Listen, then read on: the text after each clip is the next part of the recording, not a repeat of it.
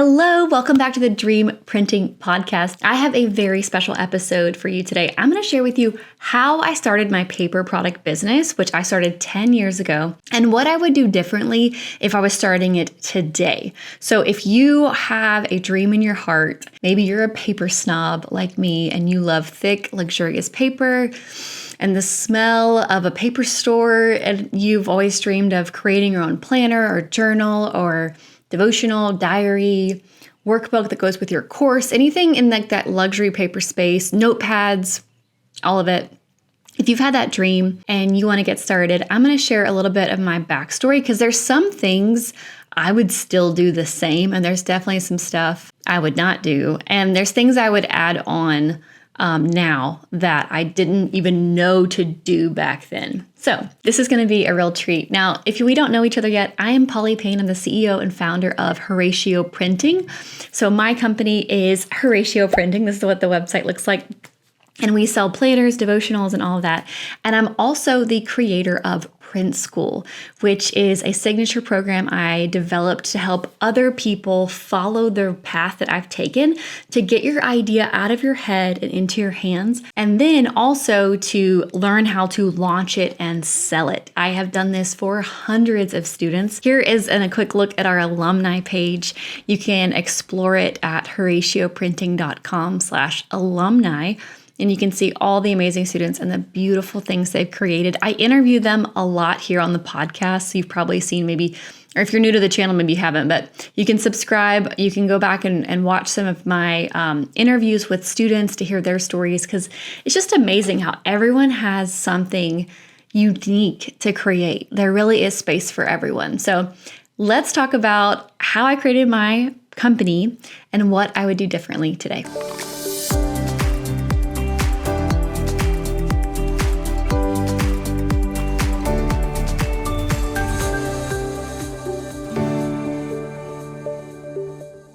All right, so how I created my paper product company. I do have a long blog on my website, dreamprinting.co. If you kind of want to hear more of like the long version, and also a little bit more about like my spiritual soul in that time, because I will say the path of me following the purpose God had for me was very correlative to me starting this business, because at the time, well, I'll just get into it a little bit. And then if you want to read more, you can go to the blog. We'll put a link to that blog below this video as well. So 2014, August, that's really when I got serious about it. If you want to back up further than that, I was working in New York. I was in advertising sales. And basically, I had a dream to start a business. I just didn't know what I wanted yet. I needed to figure out what my muse was going to be, which that's a term from the book, The 4-Hour Workweek, if you're familiar. I was reading all sorts of books, wanting to start a business, and I just didn't know what was my product going to be. And I came up with different ideas. Maybe I'll do this, maybe I'll do that. I actually worked on an iPhone app for a long time, and then that fell through because someone else came out with a competitor, and it didn't make sense. But anyways, August of 2014 was when my life really kind of blew up. And I wasn't living my life in a way that honored my body, that honored my calling, that honored my faith. And I just felt like I was a mess. Like my life was a mess. I was stuck. I was partying too much. That was part of my career, but also just part of my lifestyle. And so I was going back to church. I was kind of getting my footing back into a relationship with Jesus. And it was basically, I was reading the book, The Artisan Soul, which here's a picture of the book, The Artisan Soul. It's such a great book. And this book tells you that because you're created in the image of God, you are an artist because God is an artist. And the most important work of art you will ever create is the life that you live. And so if I were to take a picture of my canvas at that point, it was a mess. I was just doing whatever I wanted to do. And so it was at that moment that I decided, I'm making a planner, I'm making it Christian, and I'm going to craft my life into a work of art. It's not going to be perfect, but like I've got to get serious about these dreams because I'm just living my life day by day, and time is just passing me by because I'm not being intentional at all. I'm a very impulsive person. Sometimes impulsiveness is good because I'm like, I'm going to go do that thing. But then impulsiveness is also bad because I'm like, I'm going to do all the things. Anyway, so that's kind of like the backstory a little bit about the dream and how the dream came to be. And it was from that moment I started sketching out my product. I actually have the original sketches behind me. I can show you some of them. So I started sketching out my product. I started hiring a designer to come in. I'm going to actually show you the sketches. This was the first sketch right here. And started like building out my core spreads and all the pages. And so I really got serious that night, and then hired my designers. And one of my friends from work had done a Kickstarter to launch her magazine. And I was like, man, like, I wonder how she did it. And so she kind of told me about a printer to use and different stuff. And then I used the same designers she had. And it was great. And so we came up with the first product, and here it is. And if you want to know more about how to print your thing, like how to actually go through that process, which I've been refining for over 10 years, I do have a workshop for that, teaching you how to do that and the whole process. You can go to horacioprinting.com/workshop. Bookmark that for later. We'll put it in the link below. It's a free 45-minute workshop to give you the whole bird's eye view. But we had the product, we designed it, we got it printed. I was like, here it is.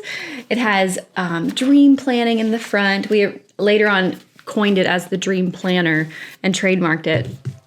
But that was the first product. And the way that we got it out there in 2014 was through Instagram, through Facebook, but largely through our personal network. So we were giving out the products to influential Christians that we knew, to influential church leaders. We were giving them out to the staff at church. I really chose generosity as my key marketing tool, and in the hopes that they would share, and that really worked. I also sent out all sorts of gifts to pastors that had influenced me and things like that. And that's really what helped it to take off.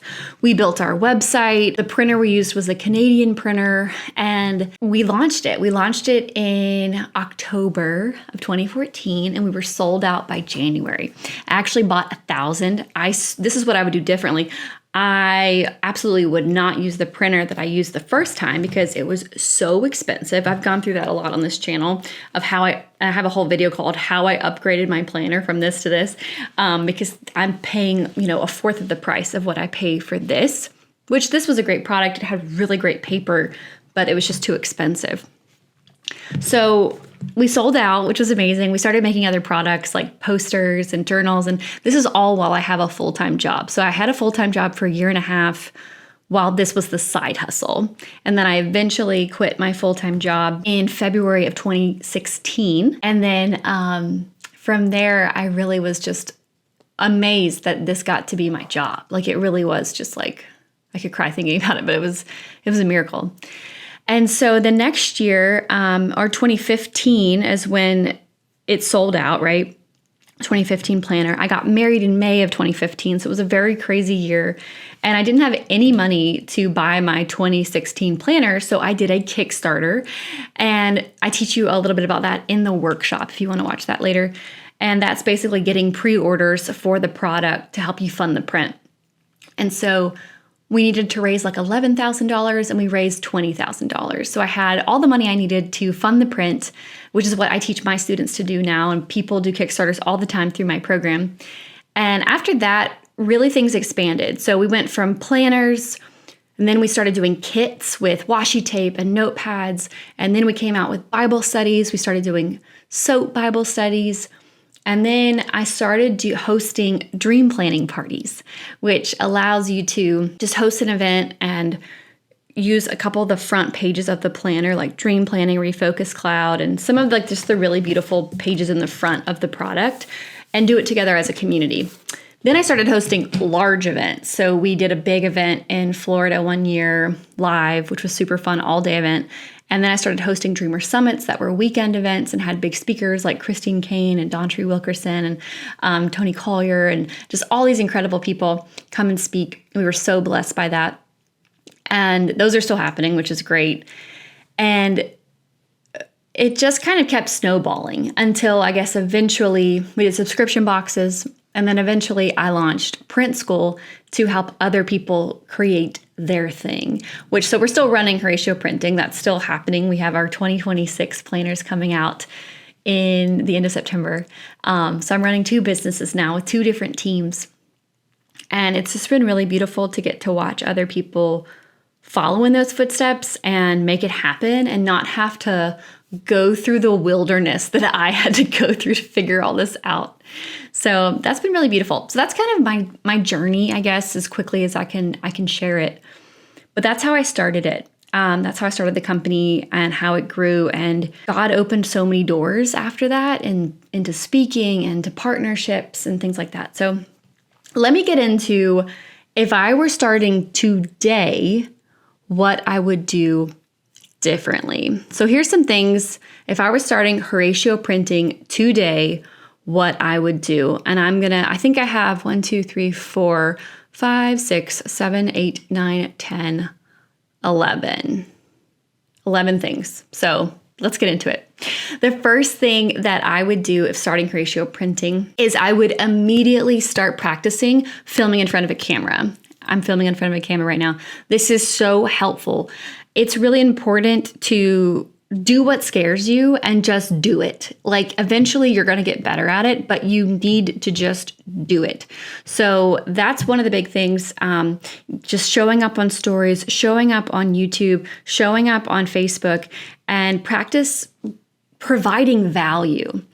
If you want to have a business that succeeds, whether it's a service-based business or coaching or a product or whatever it is, the way that you stay relevant and the way that you keep the lights on is exposure and also value. Like you need to have exposure. But then after that exposure happens, you have to provide value.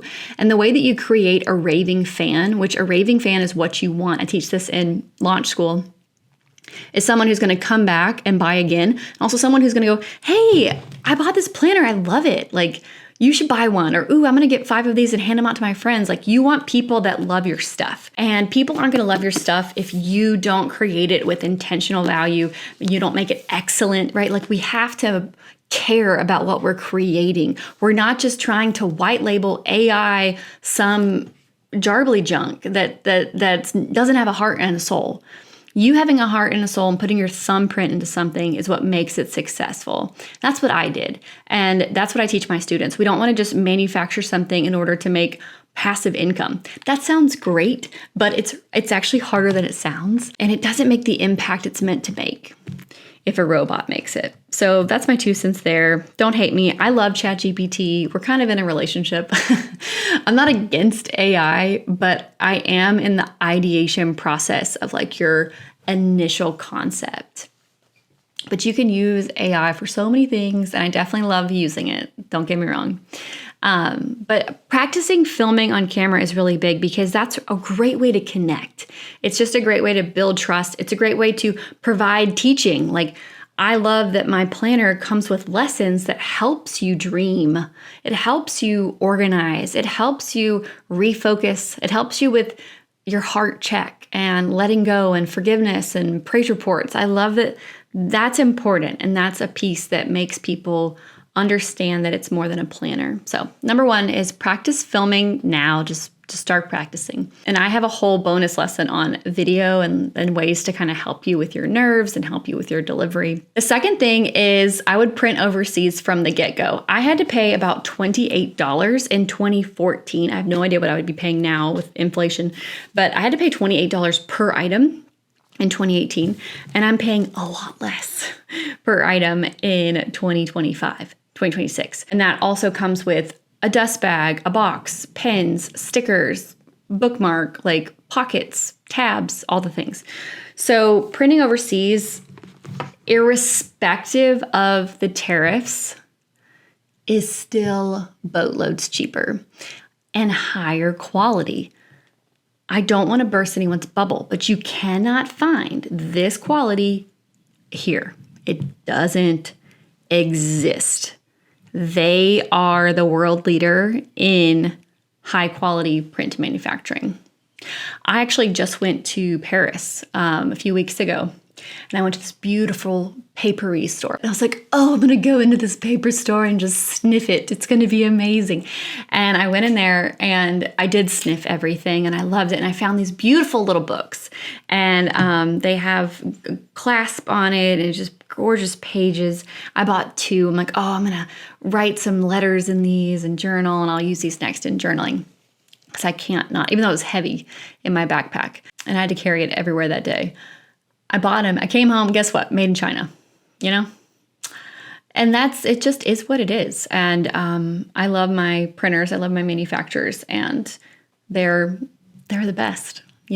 We are looking at all sorts of other printers. I give every student my complete Rolodex of printers and all the ones that we've been researching in other countries as well, and their rates, their minimum order quantities. We have this giant matrix spreadsheet, and all students also get to add theirs as well. So you get my full list, like who's the printer of She Reads Truth, who's the printer of all the things. You get all that information there, and then you can reach out to them when you're ready. So there are more options available to you, but as for me, that's what I would do from the beginning, and that's what I teach people to do if they want the best price and the best quality. The third thing I would do starting now is I would test my planner over and over and over. You want to print it out. You want to test it. You want to edit it. And this isn't actually something different. I did this. I definitely printed it out and I tested it and I tested it. Skipping the refinement process is not smart for anything. So you want to take the time to refine your work, especially if it's something brand new. So that's number 3. Test it over and over and over. Number 4, this is something I didn't do the first time, is I would use an index file. An index file is basically a spreadsheet that is the skeleton of your product. What's on page 1? What's on page 2? What's on page 3? Is it a left-hand side or a right-hand side? And this is a tool that I make my students do in order to understand the flow of your product, how many pages is it, and what spreads connect. So what left-hand side and right-hand side are connecting in your product. It kind of helps you create a map when you're designing in design phase. And without that map, it's easy to get lost. I don't know if you've ever experienced this. Maybe you've gone to Canva and you found planner templates and you start to play around like, oh, I'm gonna make a planner. And then eventually you're like, what am I doing? This isn't it. I don't like it. And you leave it. Like, do you have any of those files lost in your Canva abyss? An index file helps you stay on track. And it's a really important tool, and it gives you the information you need in order to actually talk to a printer. Because once you get to the space of talking to a printer has questions for you, and you have to know those answers. How many pages is in your product? I don't know. You have to know those things. And so that's what it does. So that is number 4. Create an index file and use it. Number 5, I would have created a YouTube channel sooner. Paper product people love YouTube, and that's why we're here, right? We're hanging out. You're a paper product person, I think. Nice to meet you. And you like YouTube. It's fun to watch unboxings. I'm going to have a ton of content coming out in September during my reveal time of my 2026 collection and all the education content we're going to create and show off our planners and everything like that and the unboxings.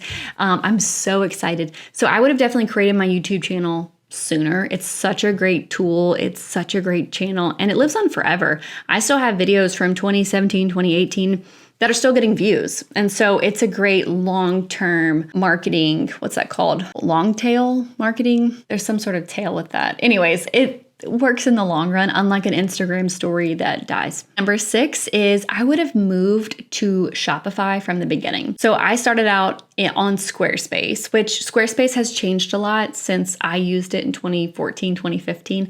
I moved over in 2016. But if I was starting today, I would start with Shopify first and not have to worry about migrating everything. I would start with Shopify and I would buy my domain through Shopify so it could be as easy as possible. So that's something I would definitely do. Shopify is just the gold standard for e-commerce and all the API integrations and things like that. Next one, number 7, is I would create customer service SOPs sooner and hand it off. I'm embarrassed to say how long it took me to hand off customer service in my business. And once I finally did, I actually enjoyed my job a lot more. I believe customer service is a ministry. It's a way to love on people. It's a way to brighten their day, even when they come in and they're kind of a stinker. Customer service can be a tough job. If you've ever done it, or if you've ever worked in the restaurant industry or the service industry in general, like it can be tough dealing with people that are angry. And so that can be kind of draining, but my goal has always been that after interacting with our brand, that person would go, wow, you guys are really great. I'm going to order from you again. That's been my goal. That's kind of the hope. I wish I would have created templates a lot sooner for standard issues that happen. Like, this is the template if it's delayed in shipping. This is the template if something, God forbid, ends up damaged. This is the template if something gets lost in transit. This is the template, blah, blah, blah, blah, blah. And having those templates versus me just always coming up with them.